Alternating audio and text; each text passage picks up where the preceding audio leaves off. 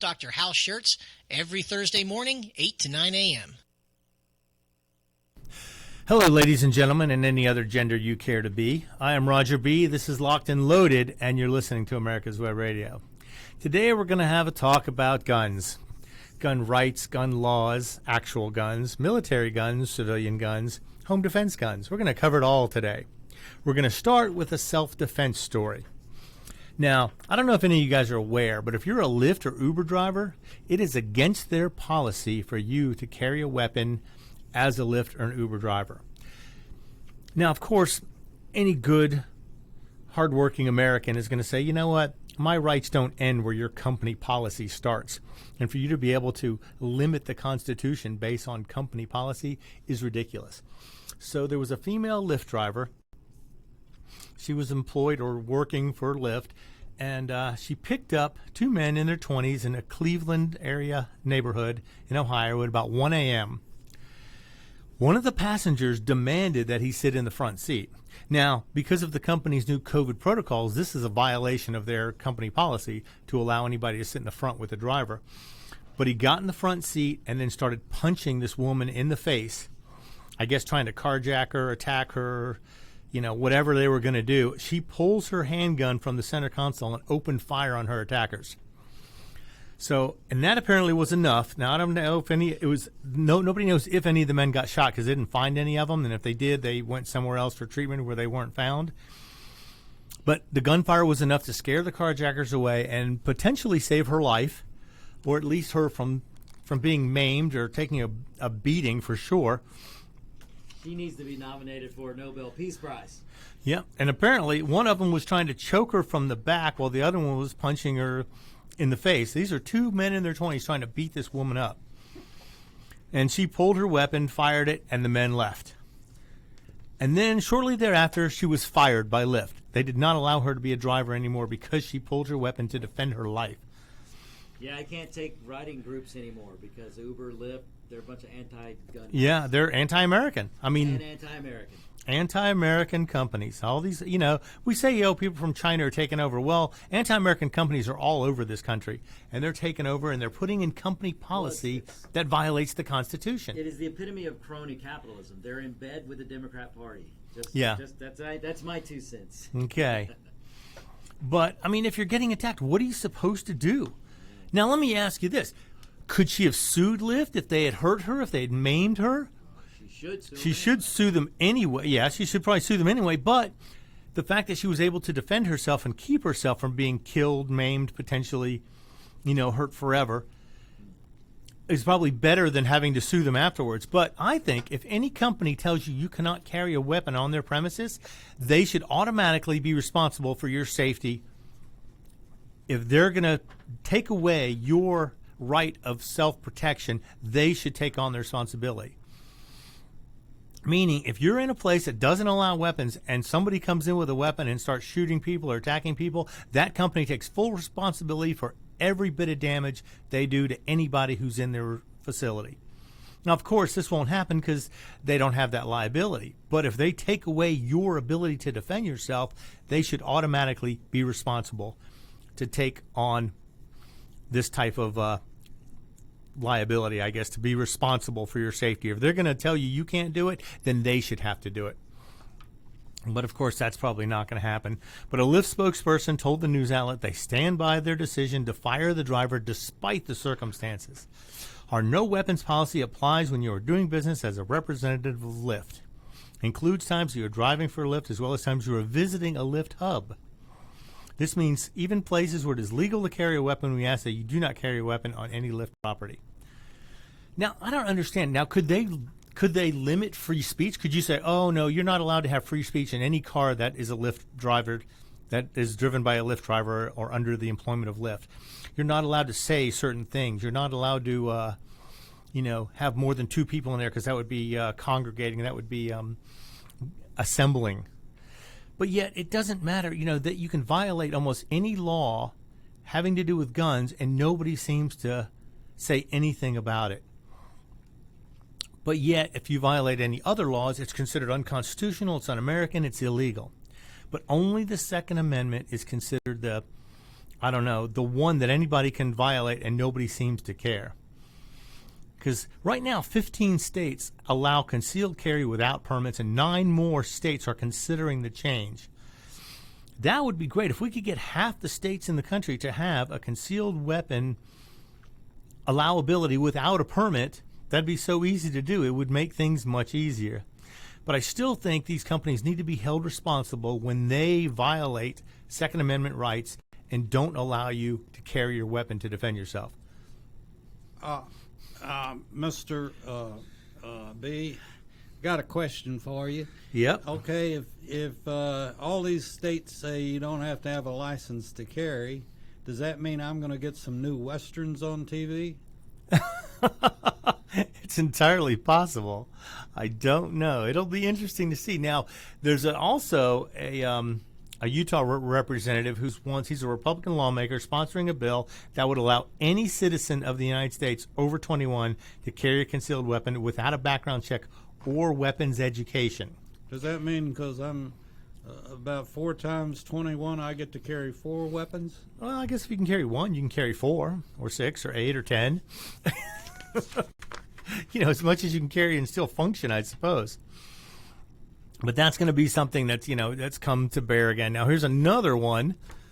If you're, where is this? At a Wisconsin shopping mall. It's a gun-free mall. They do not want you to have a weapon on your person in this mall. Now, again, if they do this, they should be required to be responsible for any damage, any type of personal injury that results from somebody having a gun in their property, because when they tell you you cannot, they should automatically have to take responsibility for that.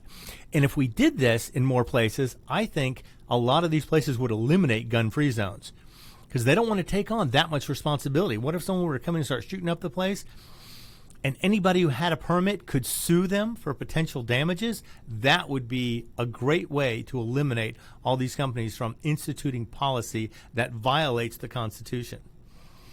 How many, we had the shooting at Perimeter Mall many years ago. Oh, yeah, that was several decades ago, I believe. Yeah. But anyway, how many of the malls are responsible or have lost lawsuits because they claim no gun-free zone or whatever? I don't know.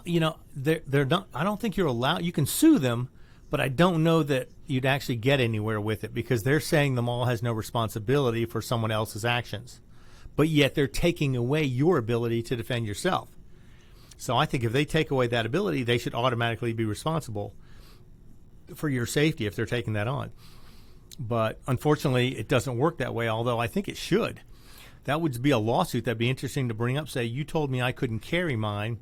I couldn't defend myself. Therefore, I'm putting that responsibility on you. If you're taking the responsibility away from me, I'm putting it on you.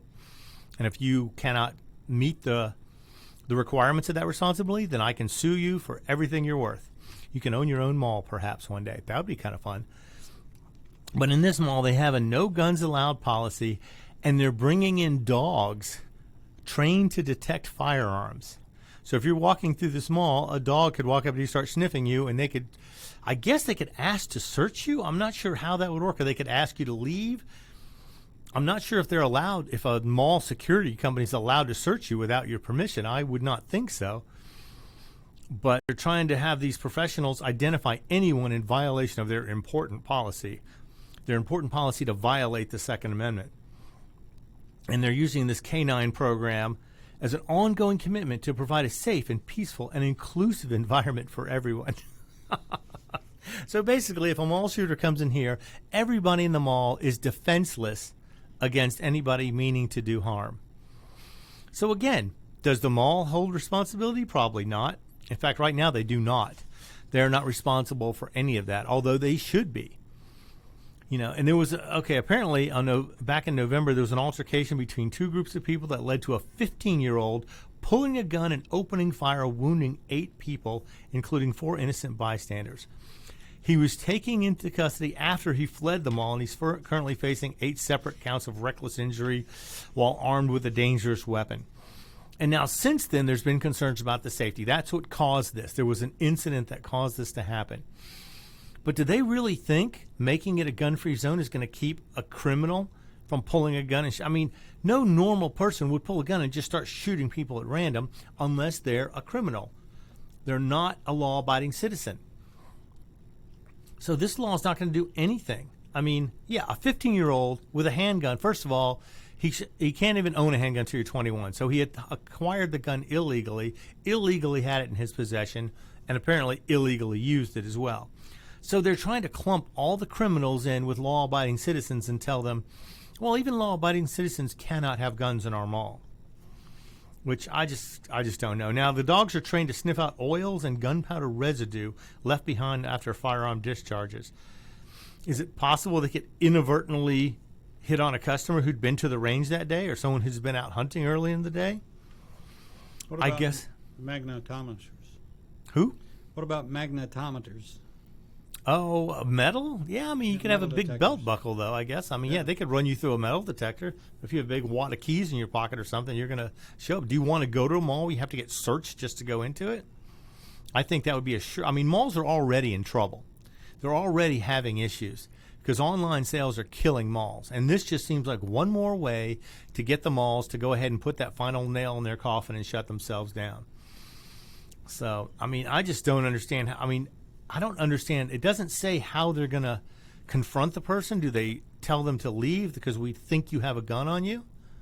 I mean, are they allowed? And then if you don't have a gun on you and they ask you to leave, could that be construed as discriminatory? Can you sue them for discrimination?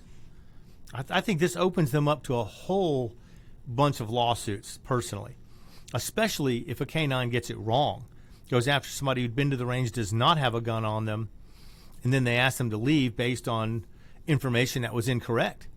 Therefore, they discriminated against this person incorrectly for no reason whatsoever other than he smelled like gunpowder or has the wrong cologne on or something or went to the range that day. So that's something to be considered. I mean, I hope somebody gets thrown out of the mall without a weapon and they sue them, sue the pants off and go and shut them all down. And I would think that during this time you'd want people, law-abiding citizens, to be armed and be able to help you protect your other patrons. You know, even now I don't know what the laws are in Wisconsin as far as having a gun. A lot of places have requirements for training.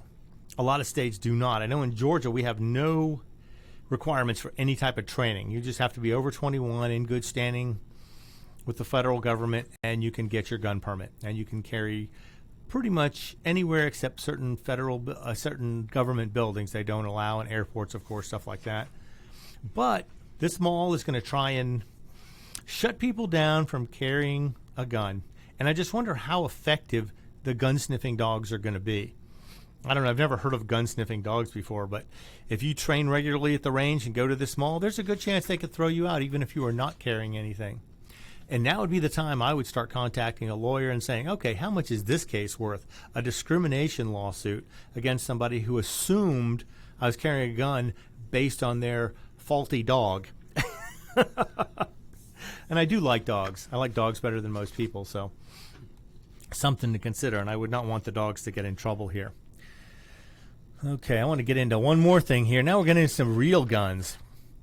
The Army is officially buying the sniper rifle that the entire military wants. That's right. It's official. The Army plans on dishing out several thousand next-generation sniper rifles for soldiers over the next 5 years. Now, this is the MRAD sniper system. This is the Barrett, the bolt-action design. What do they call this thing? The multi-role adaptive rifle. That's the Barrett rifle. And it's available. It's easily changeable calibers for different jobs. You can change barrel lengths. It's a very modular design. You can change triggers. You can change length of pull. You can change all kinds of settings or measurements on the rifle to meet the certain person's need or to meet a certain mission need. And they're apparently going to spend $10.13 million purchasing approximately 2,800 PSR systems over the next 5 years. Now, I don't know if that would go, which each squad would have one sniper, or any squad that had a sniper might get to have one of these rifles. And the fact that they're adaptable, the Barrett rifle is very adaptable for any situation. You can change so many things on it, which is great because this way, depending on the mission, where they are, what they're up against, their environment, they can change the rifle to meet their needs. And let's see, they're showing, okay, they were also awarded a $50 million contract to Barrett to adopt the MRAD. Okay, so that means the $10.13 million was for 536, and now they're going to get even more of them. Now, here's the thing. They can chamber it in 7.62 by 51, which is 308, 300 Norma Magnum, which is a cartridge that's probably equivalent to a 300 Winchester Magnum, or very similar, and a 338 Norma Magnum with the help of a conversion kit. Now, the Norma Magnums are actually excellent cartridges, but they are not very common. They're generally very expensive. Of course, the military doesn't care. They're using our money to buy their ammo with, and they probably get better prices than anybody does anyway. But they're simply adapting the rifles under the SOCOM program, and now they're talking about possibly replacing the M107, which the M107 is the 50 caliber Barrett that's been in service for probably over 20 years now. But I just don't know that replacing the Barrett at this point would be the best thing, because none of these cartridges they've mentioned have the impact of the 50 caliber BMG cartridge. So I hope they're going to hold on to some of those Barretts, because I'm sure there are people who can use those, because they can be used against equipment as well, for precision hits on equipment, which is something these other rifles probably would not be near as effective at. But we'll have to see. They're saying this rifle offers extended range over the current systems. They're lighter weight, because I think the current system is a semi-automatic, they call it an MK110, a semi-automatic version of a 308. And semi-automatics are hardly ever as accurate as a bolt-action rifle. And these, the MRADs are bolt-action rifles. The multi-roll adaptive design is a bolt-action design. So the accuracy on these is expected to be better. But the fact that they have the modularity, the adjustability, adds operational flexibility and can reduce cost in having to have multiple rifles available for multiple different missions. Here they can just adapt each rifle for the mission it's going for and change it later if they need to. Let's see, an armorer can install trigger packs with different characteristics or make adjustments to the stock and everything to fit different shooters. And they plan on starting to deliver these sometime in the spring. So hopefully they'll get these in and the Army will have better sniper rifles than they had before, but I really hope they hold on to the MK107, because it's a legendary weapon in my eyes. It's just amazing. The 50 caliber was one of the first big sniper weapons, or big precision weapons, that fires the 50 caliber BMG. So that's something to look out for in the future, and hopefully eventually, maybe if the MRAD becomes popular enough with the military, they'll drop the price a little bit and have better civilian versions out, because the Barretts are generally rather expensive, but they are extremely well built. So if you can afford any type of Barrett, it's probably a weapon worth having. Okay, we were talking about gun-free zones in Wisconsin, in the mall. Well, now there's a Wyoming bill that if passes, this is going to end most of the gun-free zones in the state of Wyoming. So while Democrats in Washington and other states are trying to remove guns from everywhere, Wyoming is passing a bill, hopefully, that will get rid of gun-free zones across the state. And it's already been filed. Senate File 67 would allow people to carry guns into governmental meetings, including those of the legislature, as well as schools, colleges, and universities. But owners of businesses and private property would still be able to ban guns if they want to do so. And while the carrying of guns into schools would be allowed, school districts would have the authority to prohibit school employees from carrying guns on district property. So as a parent, you could carry your gun onto school grounds, but as a teacher, if you were employed by the school could tell you cannot. But of course, this is Wyoming. It's a little different. This is not New York City. This is not New Jersey or Connecticut or California. They realize the value of an armed teacher, I believe.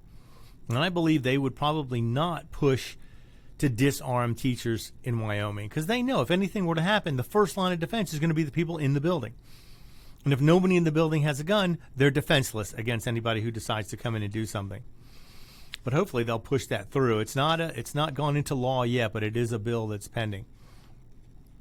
So this would actually stop all government buildings. You'd be able to carry guns into the government buildings, which would be something that's not usually done in most states.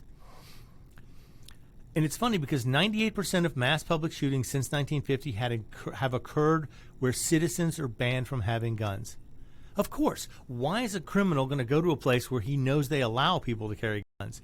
He doesn't want to get shot. He doesn't want to have any confrontation. He doesn't want to have any competition. He wants to go in there and shoot as many people as he can and have nobody shooting back at him. Well, this would eliminate a lot of the safety that they'd be providing a mass shooter. All these places that have gun-free zones, they're providing safety to mass shooters who want to come in and violate the law. And if gun-free zones work so well, why don't they make places in D.C. gun-free zones? Instead, they protect politicians with guns. Why? Why don't they just put up a gun-free zone sign and call it a day? Yeah, because politicians believe in guns to protect them, but you cannot have a gun to protect yourself. For me, but not for thee, as Victor often says on his show. It's going to be crazy to see this, but eventually more and more places are going to come out violating the Constitution and not allowing weapons on their premises, which I think is just going to be crazy. Now, I hope this passes and people get this through and Wyoming becomes a state where you can carry a gun almost anywhere and protect yourself. Now, that's something you have to consider when you go out. If you see a sign in a restaurant or a store or somewhere, do you pay attention to it? Do you go back to your car? Do you remove your weapon? Especially if you're carrying concealed and you know it's pretty well concealed, how many of you would go back and remove your weapon, put it back in the car, and then go back into the place of business in order to not violate their company policy? Me personally, I'm not paying attention to signs as I walk in a store, so I almost never see them. I mean, I have to say, I've never seen one where I've walked into a place and saw there were no guns allowed. So I just tend to carry, and I figure if anything happens, I'll protect myself, and I'd rather be judged by company policy than to be shot dead because I couldn't defend myself. It's just a matter of simplicity, people. If someone is coming in to do harm and you can't defend yourself, then you're setting yourself up to be a sitting duck. If you don't want to do this, take the responsibility for yourself, carry the weapon, and, if somebody happens to see it or call you out on it, then they'll ask you to leave, so you leave and you come back later without it, or you come back another time when they're not paying attention. Because most of these places are probably not even going to pursue the fact that you're not supposed to have one unless it's very obvious and a lot of people complain. But if you're carrying concealed and nobody knows it's there, no one's going to say anything about it. More than likely it's going to go unnoticed. You'll walk in, get all your stuff, walk out, and you'll be done. Because I know a lot of stores have this except for law enforcement professionals. Most of them allow law enforcement professionals to carry inside their places of business. A few do not. And we've talked about those before where there was a coffee shop where they wouldn't even want the police in the coffee shop because they were afraid it would intimidate their customers. It makes me wonder who their customers are if they're intimidated by law enforcement in the building. I mean, are these all criminals? Are these all people with records who don't want to be caught doing something wrong? Who knows?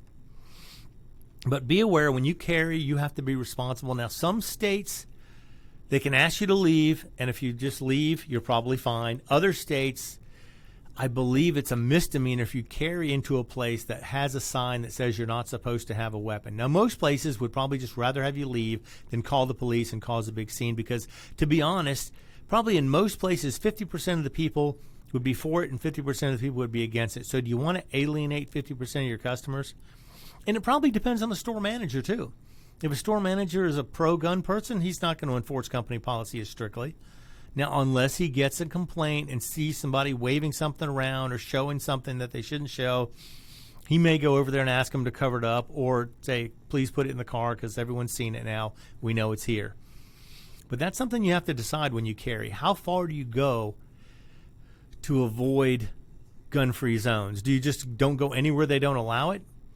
Or now in government offices, I think you have to be a little bit more concerned because that's violating federal or state law if you carry into certain government offices. But with private companies, you're violating company policy. I don't know, and there's probably, I don't think the sentence for violating company policy is anything more than get out of our store. In which case, you have to abide. If you start arguing with them, then you can be charged with disturbing the peace, causing a ruckus in public or something like that.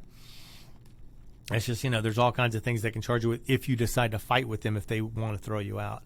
But like I said, if you're carrying concealed properly, no one can see your weapon until they need to see it. And at that point, if you were to shoot a gunman who was starting to shoot people in the store, I doubt they would try and hold you, criminally responsible for saving all their customers' lives. That would be kind of silly. The fact that you could do that would seem like a big advantage to anybody who knows anything about mass shootings. Because if you're making your store into a gun-free zone, you're making it into a target. Like the statistic we just quoted, over 95% of all mass shootings since the 50s have been committed in gun-free zones. So make your store a gun-free zone, and you open it up to being a potential target. And why would you want to do that? I don't know. That seems like a liability issue. But what needs to happen is more of these companies, more of these stores, more of these locations need to be sued for violating constitutional rights. Now, could you imagine if they made it a no free speech zone? You're not allowed to speak your mind here. If you say certain things, they can kick you out of the store. Which, in some cases, if it violates the law, like you can't yell fire in a crowded theater, obviously, because that's a safety issue. And that's actually, that could be libelous. You could be held liable for causing injuries for doing something like that. But free speech in general is allowed in this country almost anywhere. And there's nowhere you see a sign that says no free speech allowed. Could you imagine if they started having places where you were not allowed to speak freely? In fact, I think it's coming. I believe Victor talked about this earlier today, where there are places that are starting to limit free speech. In fact, oh God, I wish I had the information, all of it, but there was apparently someone who was jailed for making memes about certain things that the government did not deem appropriate somehow. And it was Voltaire who once said, "I may disagree with you vehemently, but I will defend to the death your right to say it." So, free speech is something, it's a mixed bag. It's a seesaw. If you give everybody the right to free speech, they can say what they want within reason, fire, crowded theater. But other than that, they can say what they want. They can be Nazis, they can be socialists, they can be whatever, and they can state whatever policy they want. But the thing is, that's the downside of having a free speech society. Same thing with having a gun society. You would think you'd have to allow people to carry guns wherever they want to if they're legally allowed to do so. If the state law and federal laws allow them to do so, you wouldn't think a company could put a policy in place to deprive you of rights the Constitution guarantees. If they want to operate on American soil, you would think they'd have to operate by American law. And American law states, the right of the people to keep and bear arms shall not be infringed. And if you're infringing on this, you need to be held responsible. It'd be great if we could get a lawsuit through and actually sue some company, make them pay heavily for defending their decision to violate Second Amendment rights of American citizens. But I just don't think that's going to be a possibility. But we'll have to see. Now we're going to go to Missouri. No, not Missouri. Where are we? Missouri, Jefferson City, Missouri. There's a gun store that has declared on social media that it had no firearms or ammunition available to anyone who cast their vote for Joe Biden in November. So if you're a Biden voter, they're flat out saying they do not want to serve you. Now, according to if you don't want to serve somebody who carries a weapon, you can not serve somebody who voted for a certain political person, I guess. I mean, the same thing was going with Trump. There were people who didn't want to, serve Trump supporters. Well, now it's on the other foot.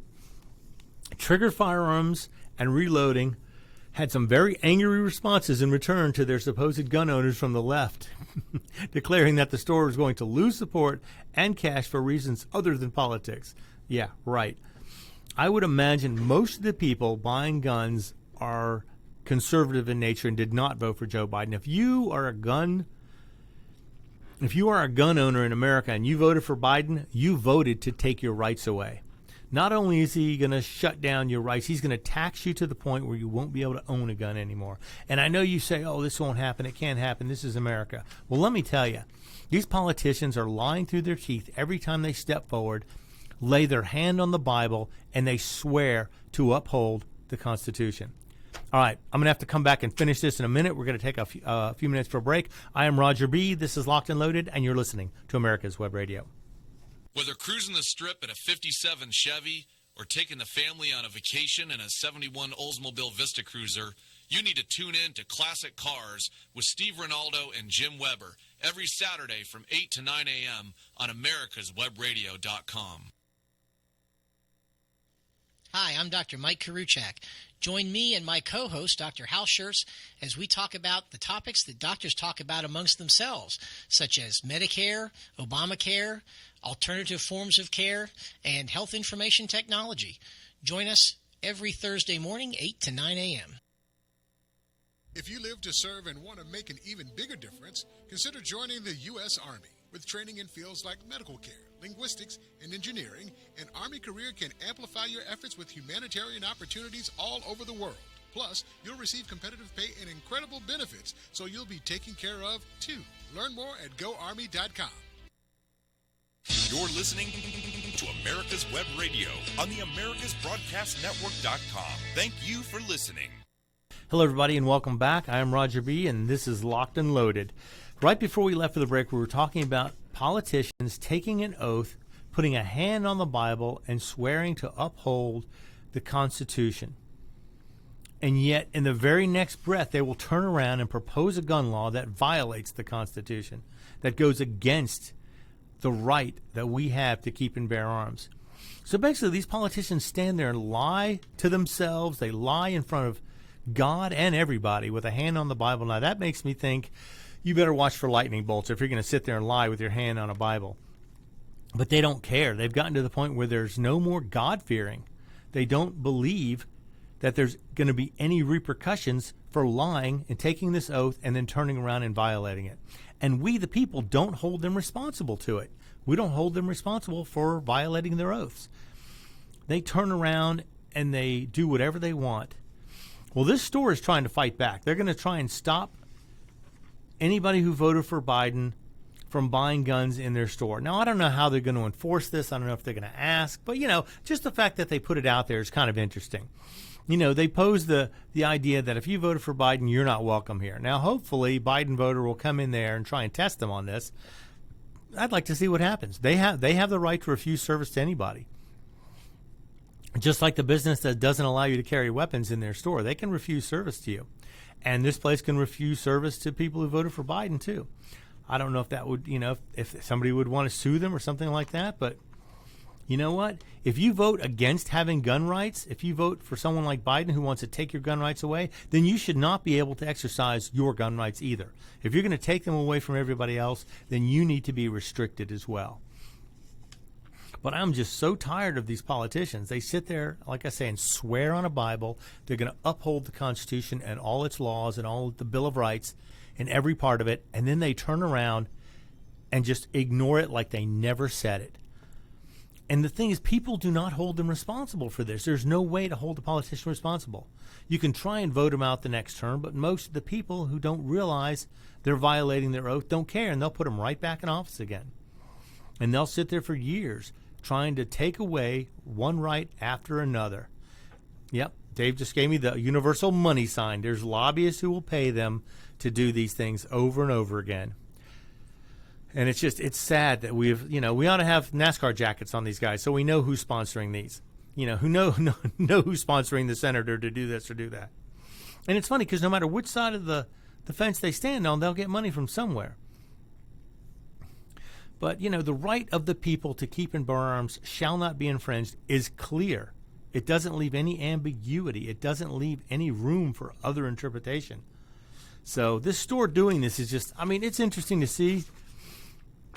And I wonder, and they're probably going to work to try and stop, because Joe Biden's going to come up with a gun ban. It's just a matter of time. Now, I don't know if he's going to try and executive order this in, or if he's actually going to do it a proper way and try and pass a law. But with an executive order, that means the next president who comes in could repeal it or pull it back. But it's silly that he can do this without going through Congress or the Senate. But because the Congress and the Senate are both democratically controlled, I wonder if they could pass some sweeping gun bill with no problem. Could they actually shut the thing down? But I don't know. That's going to be something that we're going to have to see. So far Biden's been setting records with his executive orders, but so far he hasn't come after the guns yet. but I have a feeling it's just a matter of time before he does. So we'll have to see how that goes, but I hope he stays away from them. He's got other things to do. He needs to deal with COVID. He needs to deal with vaccines. He needs to deal with shutting down pipelines to kill 100,000 jobs. I mean, he's got a lot of other things he needs to deal with. And because he shut down those pipelines, now Warren Buffett, who has control of a ton of rail lines and rail cars, is going to make a ton of money shipping gas and oil by rail car, by truck. All this gas and oil has to be shipped somehow, and instead of using a pollution-free pipeline, we're going to use diesel trucks, diesel trains, and haul this stuff all over the country and put that much more risk to our country and our environment by not using a pipeline. Just to clarify something, and I'm certainly not defending Biden by any stretch, but the pipeline's still running. He didn't shut down the movement of oil from point A to point B. No, where it's complete. It's complete. But he shut down the completion of it. Yeah, and you know, the pipeline is it's like a tree, it has many. Oh yeah, there are over 3 million miles of pipeline in the United States right now. So, you know, from my interest, we're not dead in the water because we can still use what's there. The pipeline. It's just the auxiliary that was coming in, that was to come in. But it's supposed to go another 1,000 miles south to cover to be able to get stuff to the rest of the country. Yeah, but you know, that's yes. And the other thing that burns me is that they keep talking about the construction of the pipeline. Yeah, no doubt. I mean, 11,000, 16,000 jobs or whatever it was instantly. But then they don't go into the detail of how much those builders were spending in small towns. Oh, right. That's why I say probably close to 100,000 people have been affected by this. All the restaurants, all the the Walmarts, stores, all the stores there, all the hotels, all the places they were staying, all the car repair places, everywhere that was getting all this extra business from all the pipeline workers being there is now gone. All that money is gone. You know, the other thing that, if you're talking about guns and gun control and carry and all this stuff. Yeah. What happens if, does age matter if you shoot somebody? I don't think so.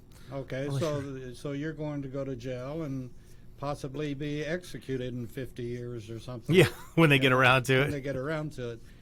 What's the difference in that and full-term abortions? That's an issue I don't want to get into because I don't think you can change anybody's mind on the abortion issue. Everybody has their own opinion on that, and most of it is religiously driven, so I'm not going to try and argue with anybody. Everybody has their own ideas. Now, I understand there are certain circumstances in which case it should not be a question. Somebody's life is in danger, something like that. You know, do you make a mother carry to term if she's got 3 other kids and they know carrying to term is going to kill her? Do you make all those 3 kids orphans because you want her to finish the term on a 4th child? Who knows? You know, there's a lot of moral issues there that come up, and I don't want to be the one to have to answer that. That's something I'm going to let go to the people involved and their doctors. Let them make their health care decisions on their own. But I understand, aborting a baby 6 minutes before it's born, that seems a little extreme. That seems a lot extreme. Or 6 minutes after it's been born. Oh, really? Oh, you can go. Oh, yeah. Too bad my mom didn't know about that. She might have tried to do that to me 10 years later, but still. Yeah, when you were 12. That's right. She goes, I've had enough of you. I'm going to abort you now. Yes. No, it's just our country has to become, whether they like it or not, they have to become educated. And I certainly appreciate what you're doing here on educating them about weapons. Oh, yes. Laws. The gun stuff. Yeah. Well, we'll see if we can continue that. Now we're back to Missouri. I think we just left Missouri. Yeah, we just left Jefferson City, Missouri. Now we're going to the Missouri Senate. The Senate in Missouri has voted 23-10 to nullify federal gun control laws. Now, what does that mean? That means that the state of Missouri is not going to recognize any federal laws that they feel violate the Second Amendment. Now, now this is going to be interesting because this comes down to a matter of states' rights. Do they have the right to nullify federal gun laws? Usually, federal law takes precedent over state law, and state law takes place over county or city or local municipality law. Here, the Senate Bill 613 that was passed already is the strongest defense against federal encroachments on the right to keep and bear arms. Now, here you go. They realize that these politicians are promising to uphold the Constitution, although they're not doing it. So Missouri is passing a bill saying, we are going to do it. We're going to uphold the Constitution. We are going to not allow federal gun law that violates any of the constitutional law to be enforced in the state of Missouri. In fact, it says all federal acts, laws, executive orders, administrative orders, court orders, rules, regulations, whether past, present, or future, which infringe on the people's rights to keep and bear arms as guaranteed by the Second Amendment to the United States. The Missouri Constitution shall be invalid in this state, or the Constitution shall be invalid in this state and shall not be recognized by this state, shall specifically be rejected by this state, shall be considered null and void and of no effect in this state. Now, that's an interesting idea, that any federal law that violates the Second Amendment, they're choosing to not recognize, not enforce, or not allow to be enforced within their borders. Now, this has been done before. There was a case in Kansas where they passed a law saying they would not recognize any federal gun laws that they felt violated the Second Amendment. And one of those was included the manufacture and ownership of suppressors. So they allowed people to manufacture suppressors, mark them. They had to be stamped made in Kansas or, for Kansas use only. And you could buy them and use them in the state of Kansas. And supposedly federal law enforcement would not be able to violate the Kansas law that said that they were allowed to do this. And it ended up, there was a guy making suppressors and selling them as per Kansas law. And somebody got a hold of one, put it on YouTube, said, oh, this is great. I picked this up from this guy today, blah, blah, blah, no paperwork. And the feds got involved. And they came and arrested the guy who was making them, and they arrested the guy who had bought it and put it on YouTube. Even though the state law said they were protected against this type of prosecution, the state never stood up for them or provided any protections for them, I don't believe. And now they ended up going to court after court. I don't think it reached the Supreme Court, but they ended up letting them go with like an $800 fine, which if you know anything about violating NFA law, that's extremely light. Usually it's $10,000 and 1 to 5 years in jail on your first offense. And here they got away with an $800 fine and a slap on the wrist pretty much, because had they pushed it and gone to a higher court, I wonder if the state law would have been upheld. Now, they're also saying in Missouri, any tax, levy, fee, or stamp imposed on firearms, firearm accessories, or ammunition, which might be expected to create a chilling effect on the purchase or ownership of those by a law-abiding citizen. So if the federal government's trying to put a tax stamp on something, they're not gonna recognize that, and they're going to allow their state to sell stuff without that tax stamp and go about it on a state basis. Any registering or tracking of firearms, firearm accessories, or ammunition which might be reasonably be expected to create a chilling effect on the purchase or ownership of those items by law-abiding citizens. Okay, so anything that requires registration, which we're leading up to this, the bill coming up. There's a bill called H.R. 127. And that's the one I want to get into next. This seems like a direct defense against this bill, which is called H.R. 127, which is going to violate almost every aspect of constitutional gun rights. And we're going to have to come back to that. As soon as I get done with this break, we're going to come back and get into that, and you're going to see what this is all about. This is going to change the face of gun ownership forever if they get it passed. I am Roger B. You're listening to America's Web Radio. Hello, I'm Dr. Mike Karuchak. Have you ever wondered what doctors talk about amongst themselves? If you do, join us on the Doctor's Lounge and hear the doctors' conversations amongst themselves. Join me and my co-host, Dr. Hal Schertz, every Thursday morning, 8 to 9 a.m. This is Dr. Susan Blank, host of Detailing Addiction and medical director of the Atlanta Healing Center. Please join me on Tuesday afternoons at 4 p.m. If you live to serve and want to make an even bigger difference, consider joining the U.S. Army. With training in fields like medical care, linguistics, and engineering, an Army career can amplify your efforts with humanitarian opportunities all over the world. Plus, you'll receive competitive pay and incredible benefits, so you'll be taken care of, too. Learn more at GoArmy.com.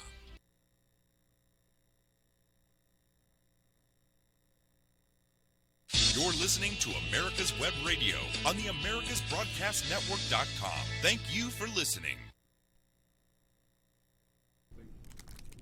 Okay, ladies and gentlemen, we're back. I'm Roger B. This is Locked and Loaded, and you're listening to America's Web Radio. Right before we left for the break, we were talking about Missouri and their law that their bill that they had just passed that bans any type of federal restriction on firearms that are defended or that are provided freedom for by the Second Amendment.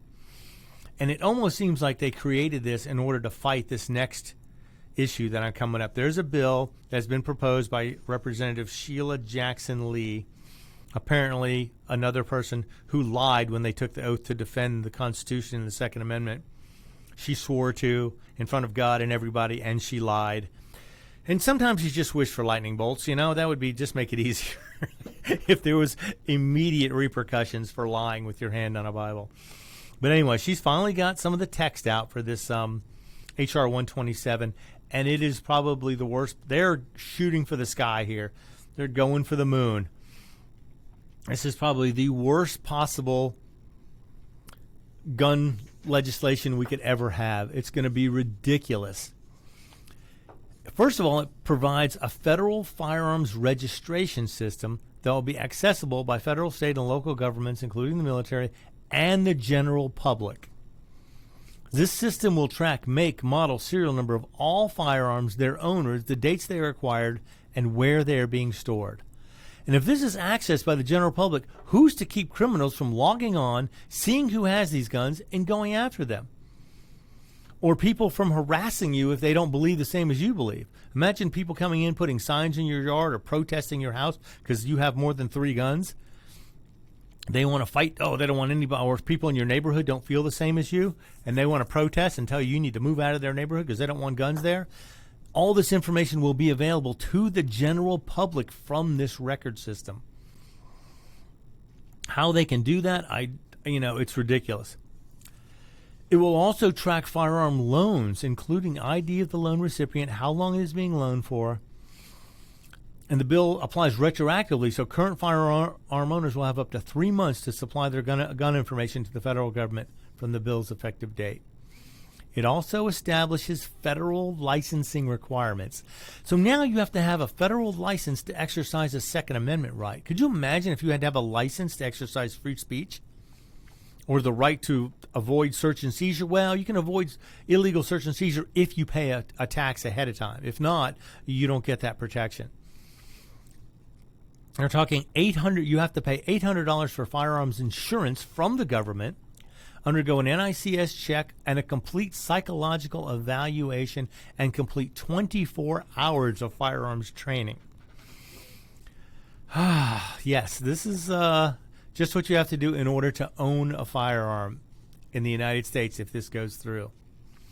So not only do you have to pay the government for the privilege of owning guns you already have, but you have to convince the anti-gunner that you deserve to keep your rights. I have a feeling if this thing goes through, which I'm hoping even there are Democrats in the House and Senate which are going to go, okay, my constituency will not go for this. This is something that's going to make me lose my job. I can't vote for this as it sits. For the psychological evaluation, a licensed psychologist will interview individuals, spouses, and at least 2 other family members or associates to further determine the state of mental, emotional, and relational stability of the individual in relation to firearms. Which means if you have a relative that doesn't like you, they can speak up and say, you know what, that guy's an idiot, I don't like him, he shouldn't have any guns. And bam, the license will be denied to those individuals. For hospitalization issues such as depressive episodes, and no duration for the licensed disability is specified. So it doesn't matter If you've gotten help, if you've fully recovered, doesn't matter. Once that's on your record, you will never be allowed to own a firearm legally, according to this law. So here you're getting taxed for a right you're supposed to have, that the government is not supposed to make any laws infringing on. And we're going to have to go through and see how this goes. It's also going to establish a license requirements for the display of antique firearms and the right to possess military-style weapons. Boy, oh boy. I'm just reading this and it's killing me. The fact that they're going to have to do this. Applicants will have to undergo 24 hours of safety and live fire training. How about for the military, a veteran? They've had a whole lot more than 24 hours of training. I don't know that that's covered in this. It should be, because they've had their 24 hours. And law enforcement also should get a waiver on this. But, but that kind of creates different classes of citizens. And we're supposed to be all equal under the law. But, having the 24 hours. Unless you're a representative or a senator. Right, unless you're a senator or a congresswoman who thinks that guns are only for you to be protected and not for the general public. But now they're also going to say, okay, 24 hours required training to possess firearms and ammunition, military-style weapons as defined as they are assault weapon bans like those in California and New Jersey. These weapons are identified by name or because they possess two or more features found on commonly owned modern semi-automatic weapons, such as adjustable stock, pistol grip, etc. We've been through this before. In 1994, they passed the assault rifle ban, or the crime bill, and they banned these weapons before, and they had these big lists of things. And I think after seeing the loopholes that people found in those, they're going to make this much, much stricter. So they're going to try, I guess they're going to try and, these are going to be set up differently, and you're going to have to pay tax on these differently than you would any other weapons. It also criminalizes the possession of magazines which hold greater than 10 rounds. And ammunition that is 50 caliber or greater. So if you own a 50 caliber pistol, rifle, whatever, it's going to be banned. It's not going to be allowed to be owned anymore. This is already true in California. You can't buy a 50 caliber weapon in California, at least a rifle, unless you had it prior to 1994. And there's no grandfathering clause in this legislation, meaning if you've had it for 20 years, it doesn't matter. You will have to choose between keeping your magazines and being fined or sent to prison potentially for decades for magazines that you bought completely legally and that you want to be, you have no possession. You cannot possess a magazine over 10 rounds. Now, there are probably over 100 million magazines in this country easily that hold over 10 rounds. And they're probably in possession of almost anybody who owns a modern semi-automatic handgun has a gun that holds more than 10 rounds. It's at least a full-size weapon or even a compact weapon. Most of them hold between 12 to 18 rounds. That's pretty standard. So there's no grandfathering, and if you want your magazines, you're going to have to give them up. You will not be able to own anything over 10 rounds. If not, you go to prison for a long time. And it seems like it would be impossible to comply with this because they don't specify how any of these measures will be implemented. It doesn't say who's going to enforce this. They're going to have to create systems for enforcement while still holding gun owners to these dates. So how are they going to do this? They're probably just going to ask for everyone to hand everything in, and anybody found in possession will probably be prosecuted. How are they going to process hundreds of millions of firearms registration petitions when they don't have the capacity to interview tens of millions of gun owners before the deadline, which means you will be held responsible for the government's inability to get to all the paperwork if you did decide to comply, which I'm not saying you shouldn't comply, but it's a consideration. And Representative Jackson Lee wants you to face decades in prison, hundreds of thousands of dollars in fines for failing to comply with an unconstitutional and impossible to comply with law. Now, to say this is a violation of our liberties is beyond ridiculous. The fact that she's even considering this means she has no respect for the Second Amendment or the Constitution in general. She doesn't believe that citizens have the right to defend themselves. She doesn't believe you can be your own first responder. Another thing that is interesting, on the other side of the House, they are trying to do away with contract prison. Oh, are they? Oh. So where are they going to put all these people that they send to prison for having weapons? Yeah, I hate to think it would come to that, but I have a feeling a lot of these people would not go quietly into that good night. I don't think so. They would surrender everything one bullet at a time. And the thing is, if groups of people get together, it's going to come down to whether law enforcement in that area or whoever's enforcing the law is going to sit there and swear on a Bible that they will uphold the Constitution and then turn around and violate the Constitution the next day. Well, and you were talking about the Guard coming out to do something. They've also overlooked another little thing in the Constitution called a posse comitatus. And, Okay. You can't just call out the Army in the United States to go against. Right. their own You people. can't use the military against American citizens. Exactly. But that's why the National Guard is a state-controlled But entity. it has to take the governor of the state To do it. call them up. Yep. Then they can be federalized. But, it's going to be death to the Democrats. You would hope so, but now that they've got this new election system where they win everything all the time regardless, I don't think they're too scared anymore. Did you read the section in there about the threaded barrels? Oh, no, I did not. You can't have a flash suppressor or a gun. Oh, yeah, barrel that's threaded to accept one. That's part of the two features that they can consider an assault weapon: pistol grip, threaded barrel, flash hider.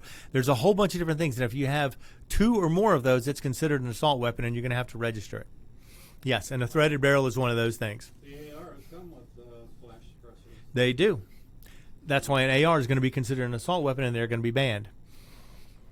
But there's over 100 million military-style weapons in this country now, and I doubt people are just going to stand in line and hand them over. But more importantly, I wonder if local law enforcement is going to be called upon to enforce these laws, and will they? Will your local police chief go door to door trying to collect these weapons from people who he supposedly has a relationship with, who he supposedly is sworn to protect? And now all these law enforcement officers, they swore to uphold the Constitution as well, from all enemies, foreign and domestic. And Sheila Jackson Lee is definitely domestic. Is she an enemy to the state? Is she an enemy to our country? I don't know. She's proposing laws that violate our constitutional rights. And I don't know where we're going to be able to stop this. I mean, hopefully there'll be enough people in Congress and Senate who will realize this law is overreaching, it's impossible to enforce, and it's going to cause so much strife in our country that there should be no reason to even attempt to pass this. Now, of course, they're probably going to run it into the House, and they're going to probably debate it, and they're going to water it down, and they're going to change a few things here and there.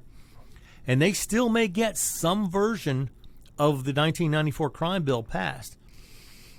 And what they're probably going to have to do is put a grandfather clause in there. Anything you own already is yours to own, and they can't take it away. And they're just going to have to hope that eventually, by making all the new ones illegal, they're going to water it down so in 10, 20, 30, 40 years there'll be so few of them that the law will be effective. But to try and make them effective, make people hand stuff in, I mean, the British tried to do this. It didn't work. In 1776, we told them, go jump in a lake. And I hope it doesn't come to that, but if it does, it's going to be messy. All right, I'm Roger B. This is Locked and Loaded, and you've been listening to America's Web Radio. You're listening to America's Web Radio on the AmericasBroadcastNetwork.com. Thank you for listening.